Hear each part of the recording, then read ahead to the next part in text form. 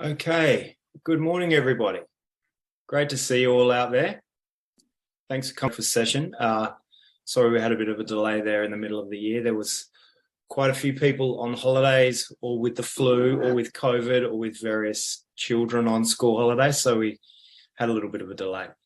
But we're really delighted to welcome Allie Ford and Marilyn Baird from Monash, and you may know them as the AAUT winners from 2021. They've great congratulations to both of you for the win in the area of authentic assessment, and we're really pleased to have you speak with us today. Like a lot of universities, we're doing a lot of work in the area of authentic assessment, and I think the work you've been doing is clearly outstanding, and we're really looking forward to hearing from you.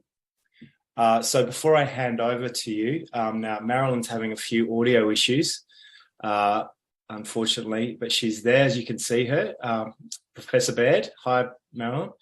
And at the moment, Allie, Dr. Ford will be leading the presentation, but hopefully Marilyn will join us at some stage. But she's providing moral support for Allie at the moment. But before we get started, I'd like to acknowledge that we meet on the traditional lands of the Kaurna people, the people of the Adelaide Plains, and that we respect their spiritual relationship with their country. We also acknowledge the Kaurna people as traditional custodians of the Adelaide region, and that their cultural and heritage beliefs are still as important to the living Kaurna people today. So thank you very much for being there, everybody, and I would like to hand over to Dr. Allie Ford. Thank you. I'll just get the sharing happening. It will still screen share. Hopefully you're seeing my slides. Yes, we are. Thank you. Excellent. Good morning, everybody. We're really excited to have a chance to chat to you and excited that everyone's prepared to get up so bright and early to join our session. So thank you for that. As Stuart said, Marilyn's having some technical issues, so I'll be winging a few parts of this, but hopefully it will all come together.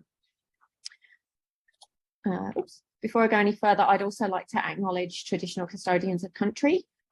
For Marilyn and I, that is the people of the Kulin Nation, the Wurundjeri and Bunurong people.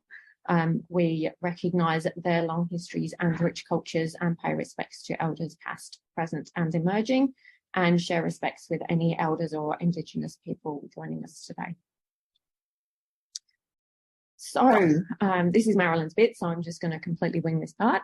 iSAP is not new. It's been around for a long time in various forms. Marilyn has been quite an innovator. She's in the radiography area, and even back in the 2000s and possibly before, she came to the realization that students in class were doing great, in their assignments were doing great, on placement they were doing great on some things, but there was a big disconnect between the theory that they could write essays about and do in the classroom and actually putting that into practice once they went on placement.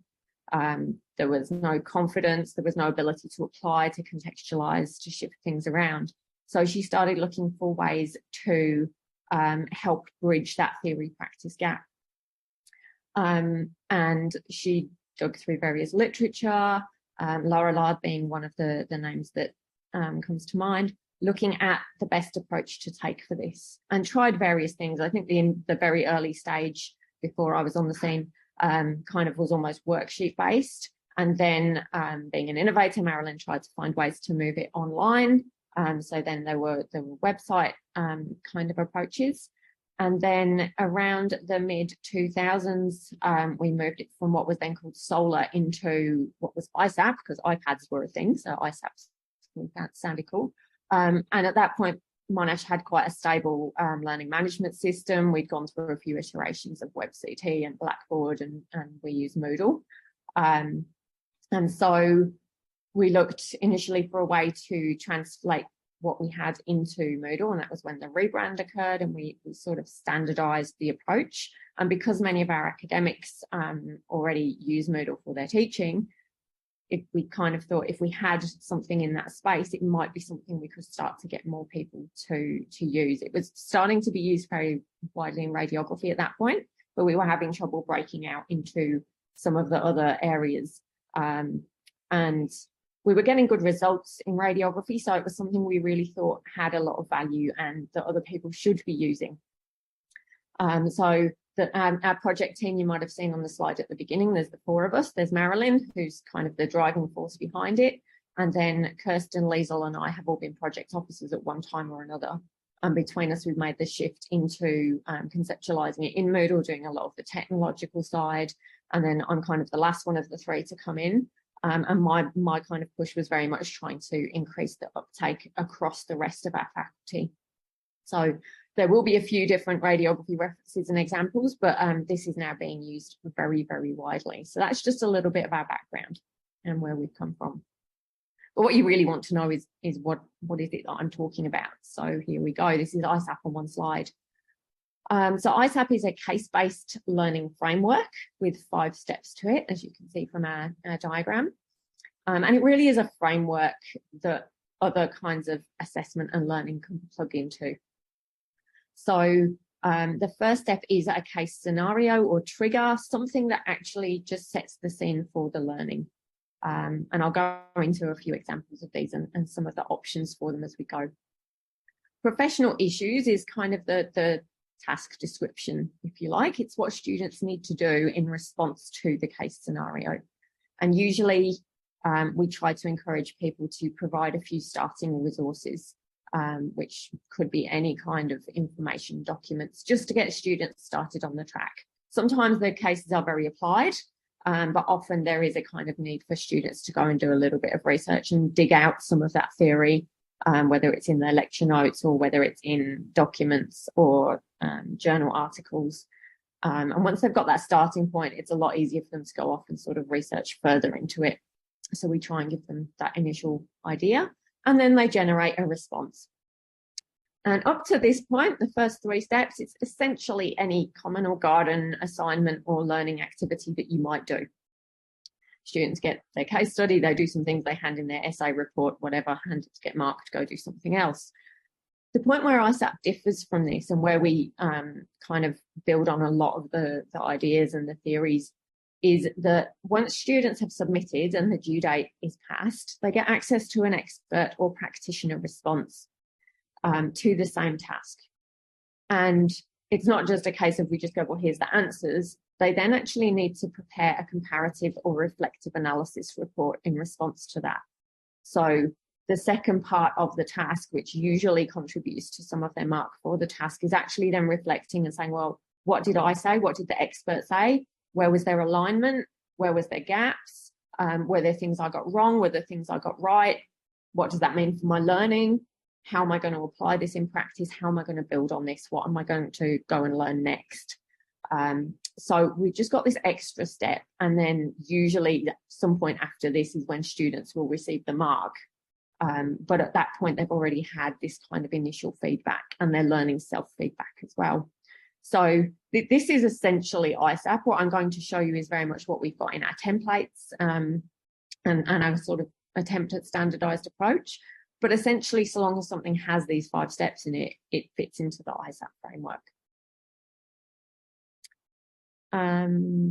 Oh, I forgot to preload the video. Do excuse me. I'll just keep this off. I think I have to miss. Oh no, Zoom's actually going to play nice. I'm just going to reshare just because I didn't share the audio the first time. Okay. I've preloaded everything else except this one. Okay, so hopefully you will be able to hear. These are a few of our different lecturers who created cases. This was a little pre-COVID when we were going around kind of trying to get some people to encourage some other people. But what they have to say is still very, very valid. I think of iSAP as a case study with a twist. So unlike a normal case study, it also involves the students reflecting back on what they've just written, and that's what I really liked about it. iSAP allows the students to take a non-clinical aspect of nursing and midwifery and apply it to a clinical situation, which otherwise we would have trouble, would face a challenge being able to get them to relate. Oh, it was a lot of fun, really. Yeah. It allowed us to be quite creative and throw up some fun ideas, eliminate some bad ideas. iSAP will give us a chance to standardise how we present cases to students so that we have the opportunity to incorporate a whole lot of multimedia. Having the expert feedback at the end gives the students a chance to close their learning and reflect on where perhaps gaps in their knowledge were and how they could perhaps make a learning plan to address that into the future. We chose an iSAP case because it lends itself to contextualising what happens in practice. It's a really good way for students to think about more broadly what happens in practice, not just the immediate here and now and just looking at what literature says. But it, as I said before, it really contextualises it for them and it really gives them meaning in the way that they're going to answer their question and hopefully they'll retain that knowledge and use it in practice. So it's not just us, that's some of our iSAP creators talking there. And we're back. So as I said, iSAP's a framework, which one of the things that has worked really well is it is very flexible. At different stages in it, there's so many different approaches that could be taken. So some of our case triggers are videos, I think in the one you saw there. But we also have referral letters, for example, from a GP or a referral form for an X-ray for our radiographers, for example. Could be documentation, medication charts are very common, prescriptions, or sometimes it's an image again in kind of radiography or areas where wound care, for example, where the analysis is coming out of the thing that is wrong with the person, for example. One thing we drive very, very strongly is that idea of its context. It's not just here's an X-ray, what do you see? There's a story behind it. There's a person behind it. So we try and make these as real as possible. And we've now got people making cases where there's actual document packs, especially at our higher levels. So they might have various sets of patient notes. As social workers quite often will have a case file. And students actually don't just get the information, but they need to go and find the information they need in order to be able to respond to the case. The issues that iSAP is used for, we often, something I came up a lot was, oh, well, we teach this, that doesn't work here. We have yet to find anything we can't make iSAP work for, except anything where the answer is 1 + 1 = 2, where there is a really clear defined answer. It's best in the more ambiguous space. But we've had cases that focus on culture, ones that look at ethics, cases about technical approaches, cases about communication, and about legalities of healthcare, and ones that combine all of those things. So in terms of the kind of space that we can play in, we've got some lab-based ones as well from our biosciences people. So lots of different things that the cases can relate to. And then the way students respond is also very variable. So sometimes they're individual, sometimes they're group, sometimes there's a combination where students might do the initial response as a group and then the reflection individually. They might produce reports, which is quite common, but we also have concept maps. We have presentations or debates coming out of them, and we have students where the trigger might go up to a certain point of an interaction, for example, and then students have to pick up as the practitioner stepping into that, borrow a friend or a teddy bear and demonstrate the technique that they would then use in the video, which they then submit. And then once that's all done, they get our expert response. And again, these are really, really varied. Initially, they were written reports, but we've moved as far from those as possible because a written report, once someone has access, it can be uploaded to the internet and the answers are largely there. So what we try and do is make them more different formats where students still have to kind of mine for the information a little bit. So in some cases, this will be a continuation of the initial scenario that sort of where the experts are role playing or acting out what they would normally do. And that one, we get a lot of good feedback that students are actually seeing how these things play out in the real setting. It gives them ideas of how to communicate professionally, not just what the answers are. We have panel discussions. This is, again, quite a common format where the unit lecturer will often be the facilitator and interview, ideally, a couple of panel members about it to get different perspectives and have a discussion. We have demonstrations, and we've even had podcasts made as well for some of our fields, especially where we have a lot of learners who are professionals and doing their courses to upskill part-time around everything else, so they can sort of listen to them later. And the reflection, we have got a sort of fairly standard approach to that, although people do adjust them. And so sometimes the shift is about the learning gains and helping students realise what they have learned and what they do know. Sometimes it's really about guiding the reflective practice, or it's about that gap analysis and really helping them kind of try and identify where they need to do more learning and how they're going to grow as professionals. So, as I said, it started out of radiography, but iSAP has grown. We have managed to make it work for a whole range of different subjects, as you can see. We've got addictive behaviours, our GPs use it, nursing and midwifery are huge users of iSAP. Occupational therapy use it very much. They don't actually have students usually submit in writing. They use it in their scenario-based learning approaches. And so all the initial case, the students get in iSAP, and then they kind of develop their own expert response to a large degree by having their discussions and then having a full class discussion with the lecturer guiding it. And then they reflect back at the end of that. So they have a very in-class, sort of pre-class, in-class and post-class approach to it. Paramedics, peri-op medicine have all taken it on board. Pharmacy have taken it and put their own specific spin on it. Our reproductive science team, they were some of the ones who are like, well, our students are very much in the lab. How is this going to help? And they're actually some of our biggest advocates now. And social workers are very keen as well. But it's not even just our faculty now. We've actually had education as a faculty adopt it in some of their core units. And we've got a couple of really big advocates over in our education faculty, and also our staff development unit. The Education Academy has a couple of the staff development modules that use an iSAP framework as well within what they do.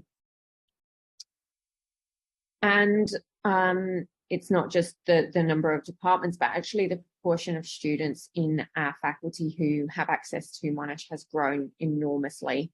In 2016, it was about 3% of students would be engaging with iSAP at some point in their studies. We're now up to more than a quarter of our students, or in 2020 it was more than a quarter. We haven't had time to do much data collection and analysis in the last couple of years, but we were up to more than a quarter of our students now access at least one iSAP case during their studies, and many of them will do quite a few as they go through. Excuse me one sec. So that's enough of me talking. Let's have a look at iSAP. So these are a few different examples of cases that cover off different things. And when we made our AAUT application, we had a lot of the kind of information about what we did and why we think iSAP is amazing. And at the end, you can include 10 pages of evidence. And what we actually did was pick out specific cases there that showcase different aspects of iSAP and what it does. And so some of these ones are the ones that we focused on there. So this first case was actually developed. We've got a course that is moving into health informatics. And so they wanted something that used the information flows through the hospital system in a health context, but trying to really identify what's happening with the information and what's working and what isn't.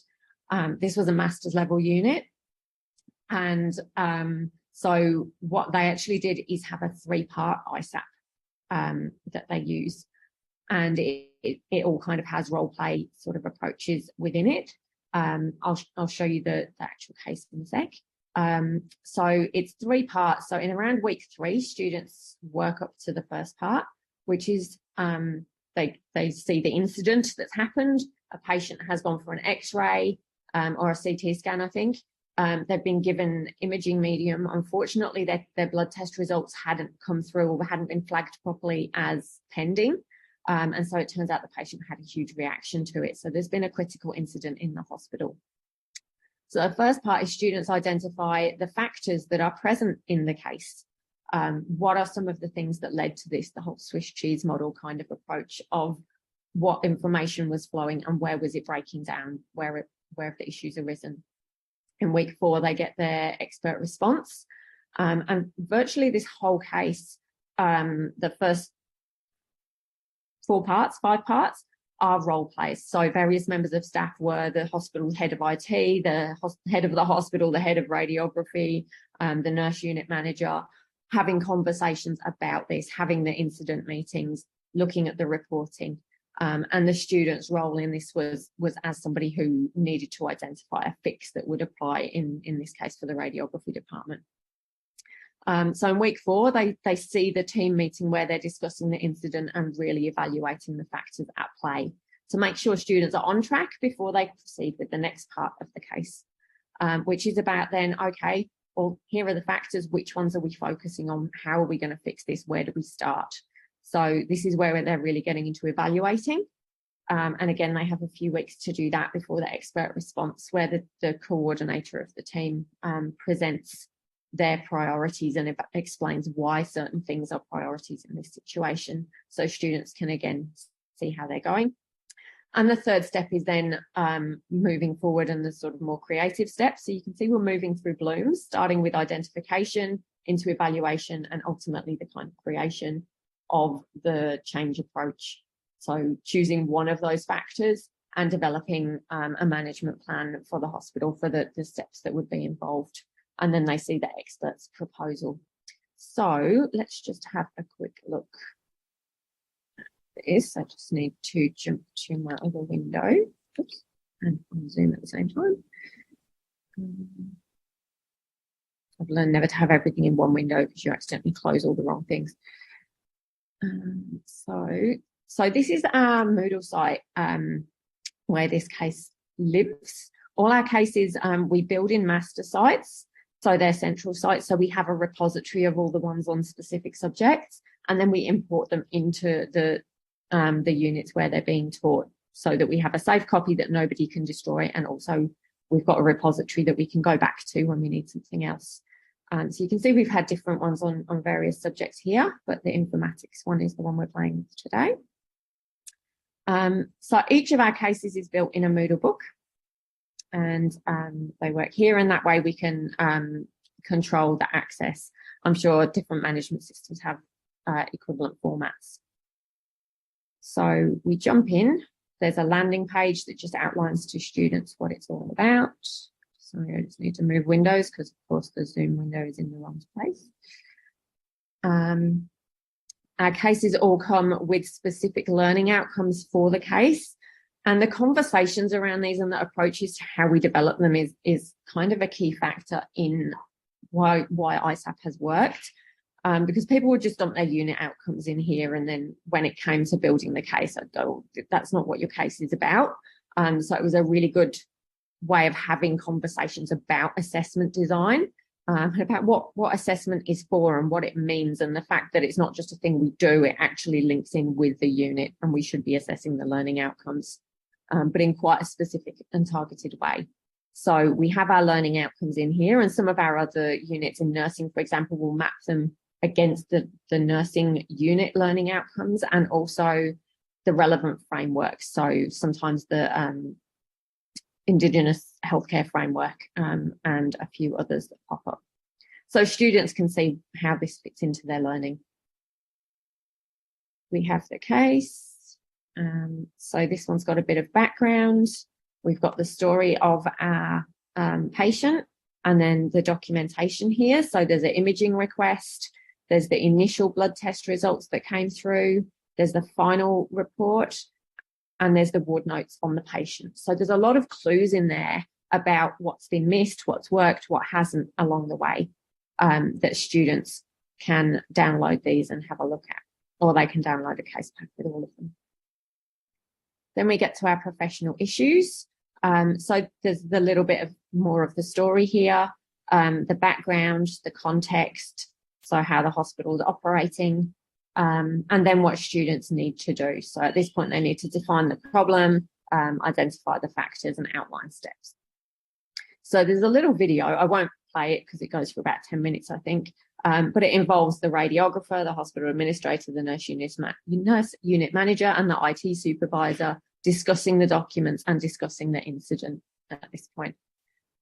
So students kind of get some clues about what's going on and about setting off in the right direction. So they do that. The resources for them to start with are here.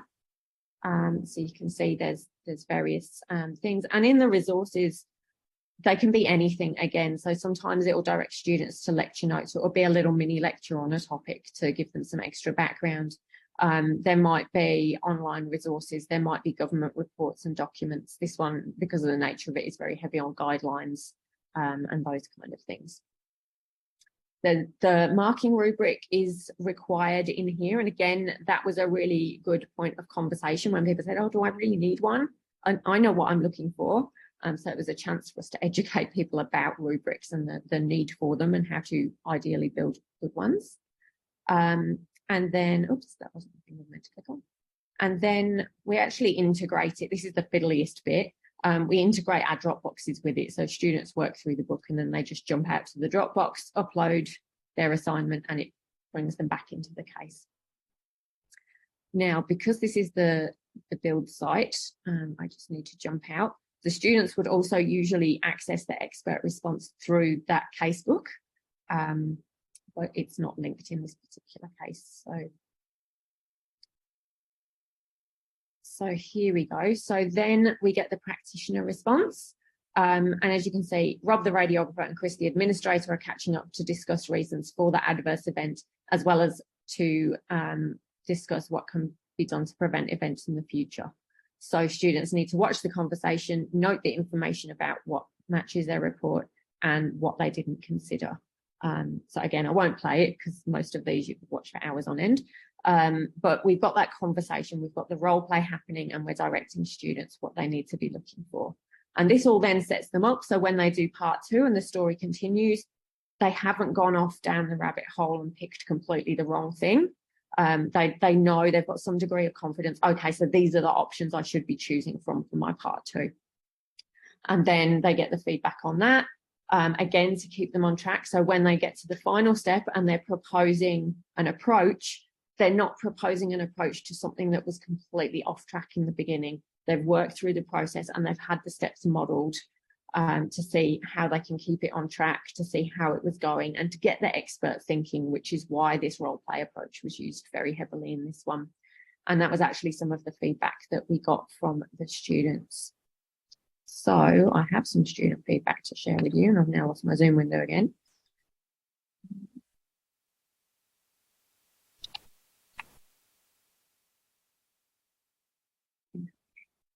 So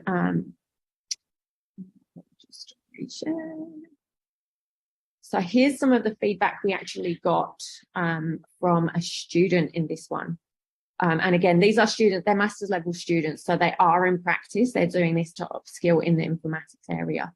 And one of the students commented, I found it really easy to engage with the videos of the scenarios. The way the scenario and developments were described was really clear, and it made it easy to understand where each character was coming from when expressing concerns.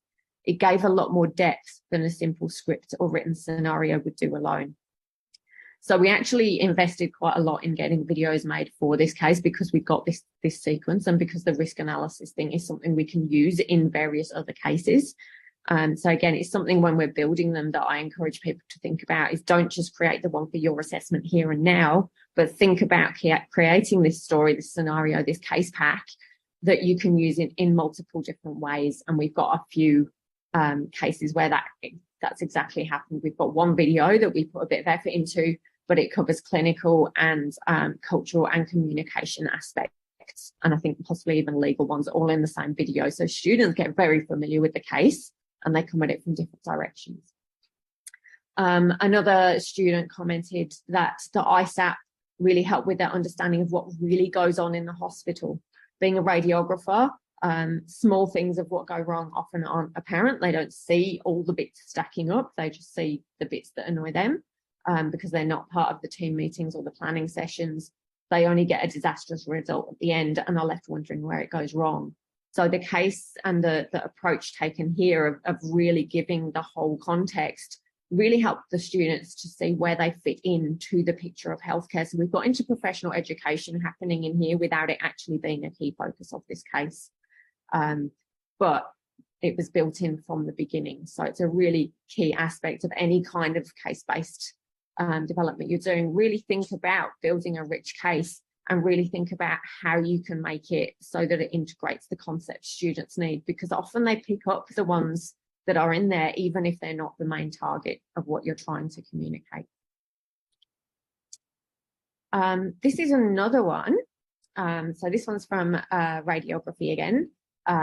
This was one of the earlier cases we had, and it was actually proposed by a student, one of our fourth year students who'd been on placement, had to do a project in fourth year and wanted to do something education focused, and identified that there was this area where students lacked some knowledge around gonadal shielding, and they were hearing different things from people about whether this shielding was needed or not for when kids have x-rays on their abdominal areas or legs. So again, in this case, there's an imaging request telling them what's needed. And then there's a little activity built in. So this one has formative assessment before they get to the main submission.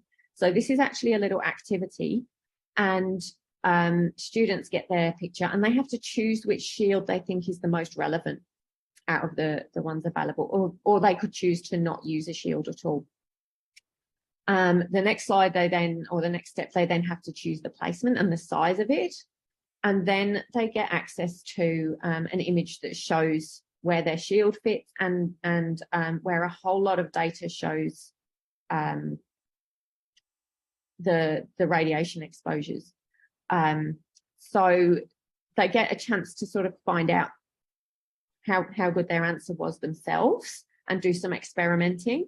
And then once they've chosen that what they think is the best shield and the best placement of it, they screenshot that and include that with a little report about why they made that decision and hand that in. And then they get the expert approach talking about which choice they made and what the evidence currently says about this. And it is still, I think, quite a contentious area. So this one has some formative learning built in there. And that means that students kind of get the what out of the way, and their report is really then very much focusing on the why, which is something that often they would kind of go the other way around and focus in detail about the specific choice they made, but then not really provide a good rationale. So this goes the other way and really drives it to being about the rationale, which is the skill that they need to take into practice. It's not just a case of pick one and put it on and hope for the best. It is a case of being able to say, I picked this because.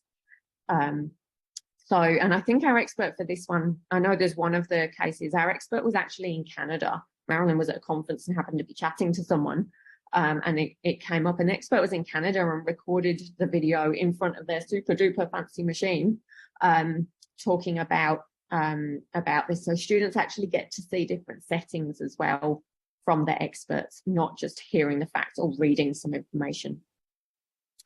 What's that next one? Oops, jumped ahead. Oh no, sorry. So jumping to nursing now, here's a different example. Again, using a video driver. So this is a still from the initial case. So we've got the trainee nurse, or I think she might be a grad nurse, or she's a sort of final year placement student, and her buddy nurse. And they've had a patient brought in with paracetamol overdose. And she's got the documentation for the patient and some information background in the file, which students get access to. But she's asking for some information about how to go about managing this, what's the best approach. And the buddy nurse gives a few tips. And then it's up to students to then identify what approach they need to take. So what dose they need, over what kind of time period, what other things they need to look out for. And then they get the expert response. So we've got the unit coordinator and actually another lecturer who's also a highly qualified ED specialist discussing the case and different examples of it that they'd encountered. Now, this one, we got really amazing feedback, not just from our academics, but actually from the industry partners. So this is an excerpt from a letter that the lecturer in that previous photo wrote for us for our applications for our various levels of awards, describing an example. So an educator from Peninsula Health was discussing a student's performance. She indicated that this particular student struggled to demonstrate knowledge related to a range of the content covered in the unit, but had very specific and clear understanding of the management of paracetamol overdose. The educator didn't know that iSAP was the focus of the assessment. So completely out of the blue, this person identified that this student was amazing on this one concept they learned from iSAP, even though they didn't seem to have a clue about anything else they'd been doing. A bit later, the academic went back to the partners to say, okay, usually we change the topics of our assessments from semester to semester. So they had a meeting with the educators and they reinforced the importance of iSAP outside the classroom. I proposed a change to the topic for the iSAP. The educators were not in favour. They agreed the iSAP had been an effective teaching strategy. Previously, management of paracetamol overdose had been taught by a toxicologist in the classroom without the clinical setting. So students were given the theory, they were given the numbers, they could do the calculation, they'd get into practice and have no idea. Suddenly the educators were noticing students know what to do with this quite serious, quite common thing. So that's kind of one of the things that really told us this is really working. Students are actually going into practice and doing the things that they're being taught to do in iSAP cases. I think this might be the last example. There might be one more, so I'm nearly at the end. And then hopefully there'll be time to answer some questions. So moving away from the clinical, we actually can focus on other things as well. So this case focuses on communication styles and cultural safety. So we have our patient, Janelle, one of our Indigenous educators, was role-playing in here, and again, various staff. So she's been admitted to hospital with a broken leg, and she's got a lot of concerns that arise from her cultural background and from the communication styles people are using. They're very blunt. The receptionist comments that she doesn't look Indigenous. Why did she tick that box? A few other factors. The radiographer, when she goes to get the x-ray, is like, oh, I'll just do this, that'll be fine, and is completely ignoring all of the non-verbal communications that students can see quite clearly in the video. And then there's a conversation after that with the Indigenous Healthcare Liaison Officer, who's actually one of our, again, Indigenous educators, modelling a different form of communication. So in this case, students really have to look at the different styles of communication, look at what's working and what isn't, and explain why they're working and why they're not in this context, linking it into the Indigenous training that they've had. We also provided perspectives, so little mini ad-libbed interviews with our patient and our radiographer, where they talked about the experience from their perspective. And the radiographer's very happy because they've got a very good quality x-ray, and it was quick and it was very efficient. And the patient had a very traumatized experience that you can probably tell from the images, not feeling heard and being ignored and having her needs ignored.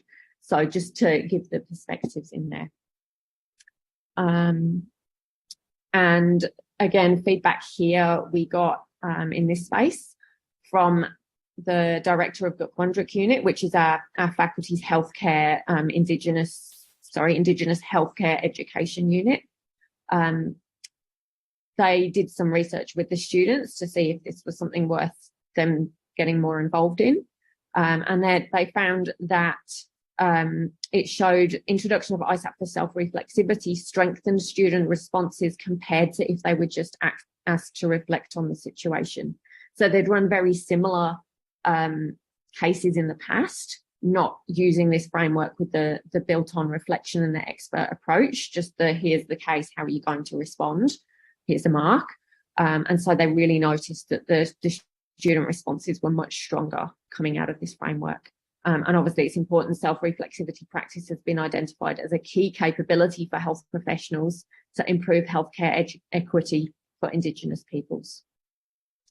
One of our academics came from a slightly different perspective and said it's very useful and valuable because it gives the opportunity to create case studies with Aboriginal people to get their perspective.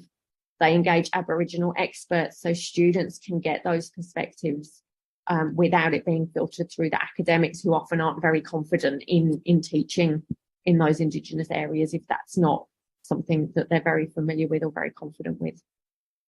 They believe students gained more insight into Aboriginal Torres Strait Islander perspectives because they reflect on what their experts are saying, what the Aboriginal people are saying from the perspective of healthcare and what's required. So really having that Aboriginal voice in the case, in the example, the person talking, and then both the Indigenous liaison officer and the patient were experts for this case in helping students unpack that afterwards. And this kind of approach is quite popular, with our Gukundra unit, because they can be an expert once. They don't have to go to every class and do the same thing over and over in slightly different ways. They can be an expert once and know that their voice is getting to students. And our final example, this is from our obstetrics and gynecology team.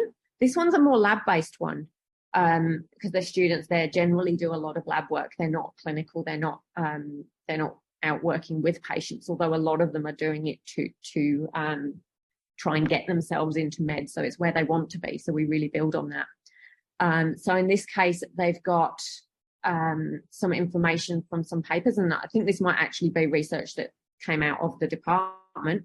So they've got some information that they then need to analyse in the context of the background they've been provided. This one I particularly like because the expert, Kirsty Walters, is in Scotland. And the expert response here was actually a phone interview.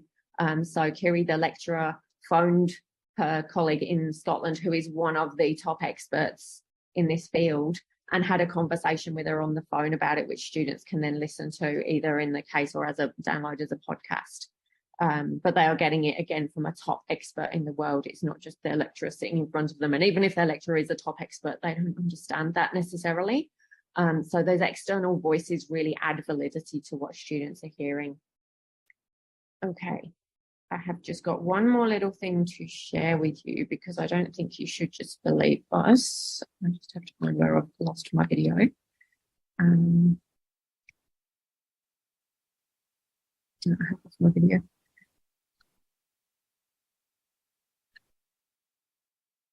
Okay, maybe I won't in the interest of time. We have actually got a video with some students talking. Oh, I know where it went.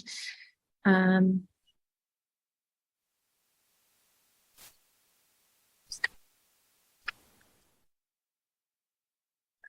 I have got it pre-queued, sorry.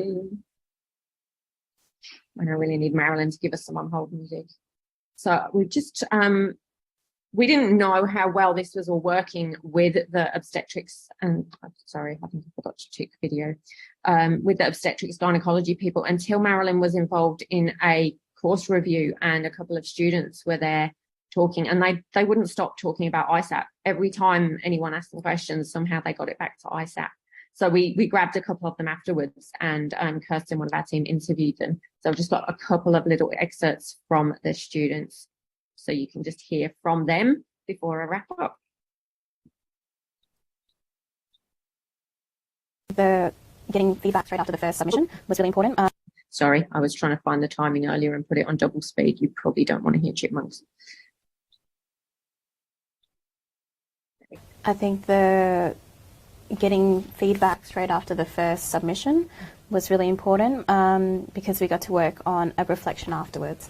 So we got to reflect on how we got to the answers that we had, and also understanding how an expert would approach it and comparing our approaches.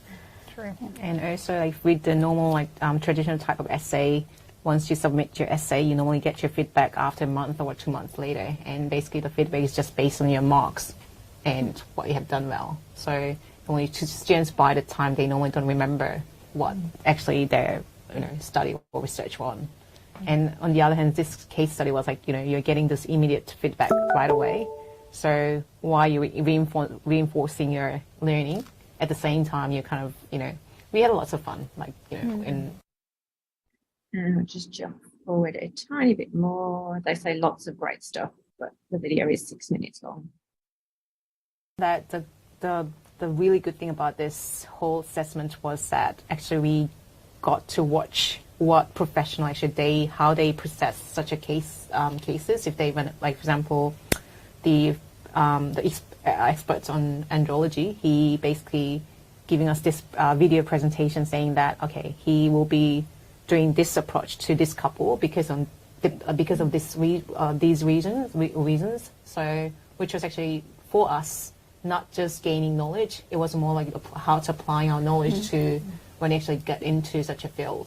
Absolutely, and also this particular assessment, it was more of a clinical approach, whereas in a lab we feel we're quite isolated and we don't always see the patients, but we see their documents and we can see that this is the case, but how do we get to the conclusion of how do we fix this particular issue or this particular type of infertility?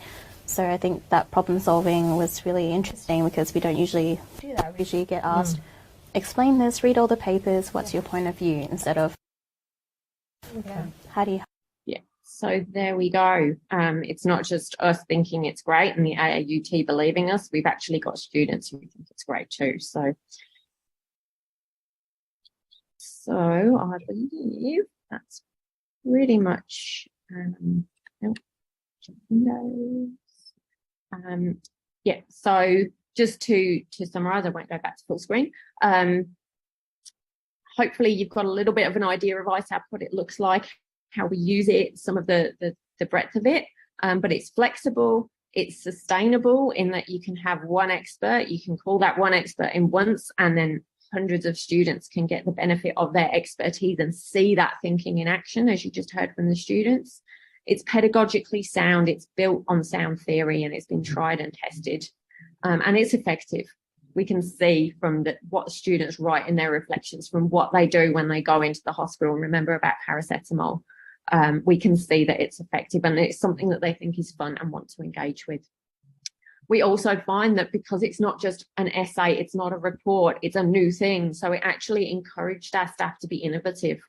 People who would never put, they're sitting there going, oh, can I put photos in here? Can I make a video? People who'd never made a video and who would never have considered it suddenly were chasing around after anyone with a video camera to try and get these videos made. So it really kind of broke down the boundaries of what an assessment was and let people play and experiment on the lecturer side as well as the students.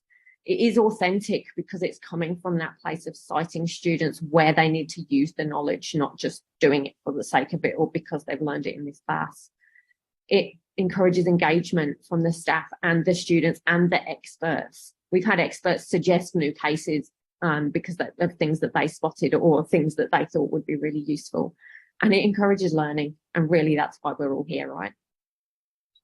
So I will stop at that point. Hopefully, I've left enough time that if anyone has questions, we can have a quick chat. Thank you very much, Allie. That was really interesting, and you can see why you've been so successful. There is a few questions in the chat, and I'll get to some of them. Lorraine asks, I have colleagues in humanities, in this case communications and media, who'd like to use case studies. Would this translate reasonably easily across fields?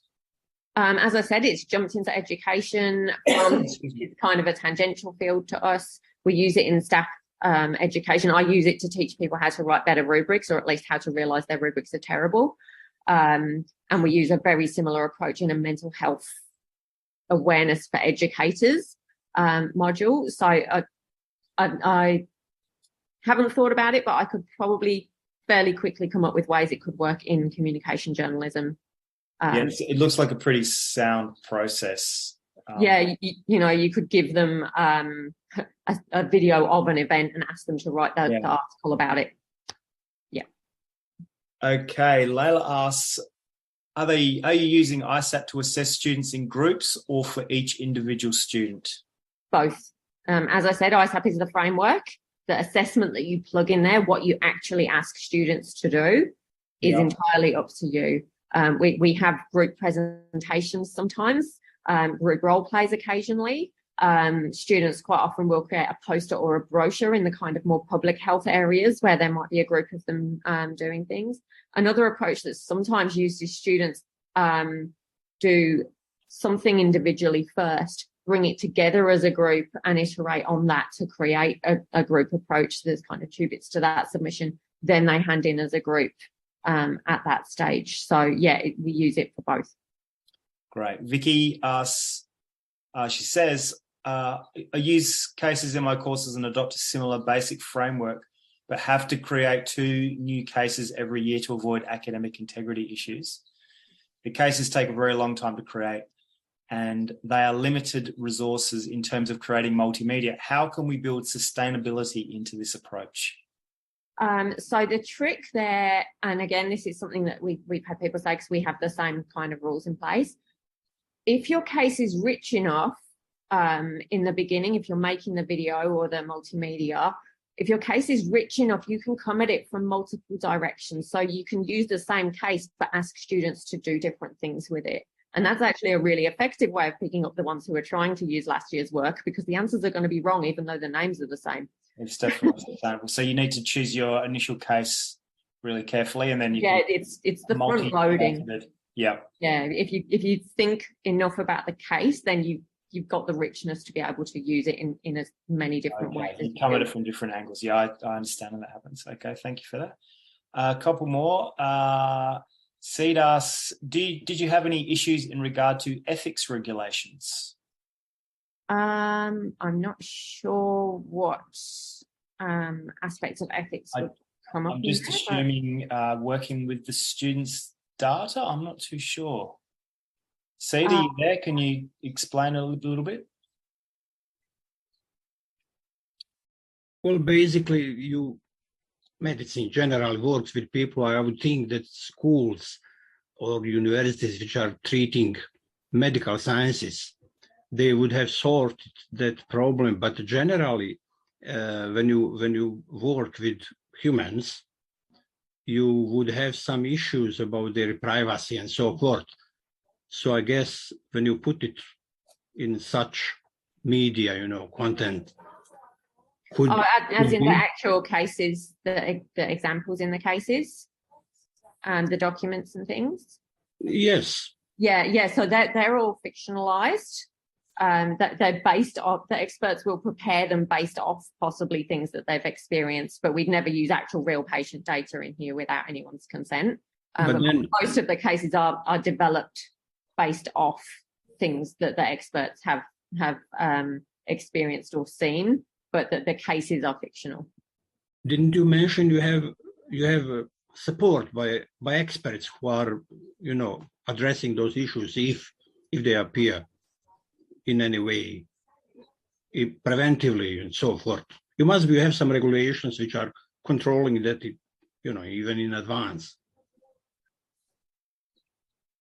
I'm not sure I'm understanding the question. Well, again, it's a sensitive topic altogether, healing people and so forth, and then displaying that. I've even seen some persons over there and so forth. So, but it doesn't seem that you had, because in other disciplines we have quite a issue with that. I mean, we have to go through very lengthy procedure to make sure that everybody is actually giving their approval and so forth. So I guess you didn't have any problems with that. Yeah, not that I'm aware of, because people are just making their assessments. As Marilyn says so far, people are using cases and assessments all the time and in their teaching all of the time. So thank you. Yeah. Okay, thanks. A couple of questions left. Kalpana asks, at what stage of iSAP is grading done? I believe it will be after the student has submitted their reflection, or is it upon submission of student work at stage 3? Again, it's a framework, it's flexible. So we have people who will never assess it. Nutrition use it very much in class for discussion. We have some people where almost all of the assessment is on the first part. And they will often assess that after the reflection, but they will mostly assess the first part. The bulk of people, and we have some people who go the other way and they only assess the reflection because they expect the reflection to then build in detail from the initial submission. Most people assess it with either a 60-40, 40-60 or 50-50 balance between the two. They'll usually mark it after the reflection is submitted so they can reflect both parts together.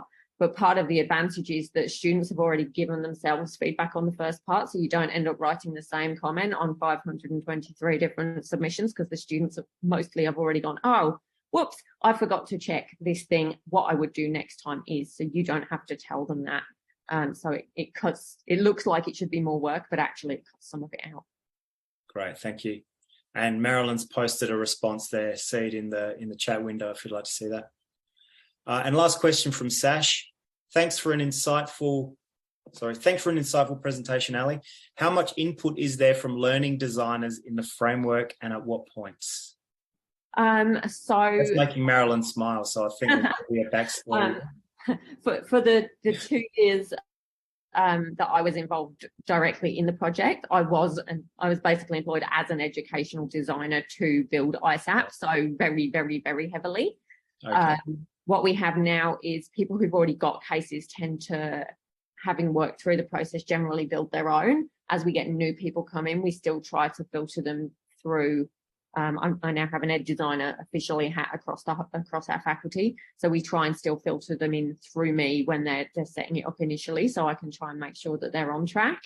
And then depending on how much support they need, where possible, we try and help them where they need it. But yeah, keep having your ed designers or your learning designers is a huge part of the process, because it's actually those conversations about the case that make or break it most of the time. And you use Moodle at Monash? Yeah, we're Moodle. Yeah. So it's so important to have someone with that expertise in the team. Absolutely. Yeah.